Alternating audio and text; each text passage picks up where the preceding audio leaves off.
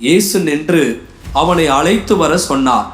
அவர்கள் அந்த குருடனை அழைத்து, திடன்கொள், எழுந்திரு, உன்னை அழைக்கிறார் என்றார்கள். உடனே அவன் தன் மேல் வஸ்திரத்தை எறிந்துவிட்டு எழுந்து இயேசுவினிடத்தில் வந்தான். என்ன ஒரு விசுவாசம்! படிப்பறிவில்லாத ஒரு மனிதன், அந்த தோராவை படிக்காத ஒரு மனிதன், அவரை வெறும் தாவீதின் குமாரன் மாத்திரம் அழைக்கல, அவர் இங்க வான்னு சொன்ன உடனே அவனுக்கு அவன் இருதயத்துல அற்புதம் ஏற்கனவே நடந்தது போல அவன் மேல் இருந்த போர்வையை வீசிவிட்டு அவன் இயேசுவிடத்தில் வந்தான். அவனுக்குள்ள அவ்வளோ ஒரு நிச்சயத்தை பார்த்துதான் இயேசு சொல்றாரு, நீ போலாம்ப்பா, உன்னுடைய விசுவாசம் உன்னை ரட்சித்தது.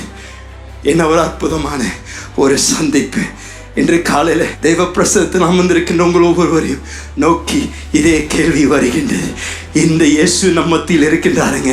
ஏன்னா அவர் வார்த்தைக்கு உண்மை உள்ளவர். அவர் சொல்றார், என் நாமத்தினால 2-3 பேர் எங்க கூடியிருந்தாலும் அந்த இடத்தில் நானே இருப்பேன் என்று சொன்ன இயேசு இந்த இடத்தில் இன்று காலையில உலாவி கொண்டு இருக்கின்றாருங்க. அற்புதங்களை செய்ய வல்லவர். அவருடைய கரம் கூறுகவில்லை.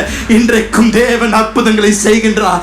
இன்றைக்கும் குருட்டு கண்களை திறக்க அவர் வல்லவர். இன்றைக்கும் மலரை அவர் மாற்ற வல்லவராக இருக்கின்றார். எப்பேற்பட்ட தகவல் உங்களுக்கு டாக்டர் சொல்லியிருந்தாலும் என்னுடைய வைத்தியராக இயேசு சொல்லுகின்ற வார்த்தை தான் கடைசி வார்த்தை. அவருடைய வார்த்தை என்ன சொல்லுகின்றதோ அது நிச்சயம் வாழ்க்கையில் நடந்தே தீரும்.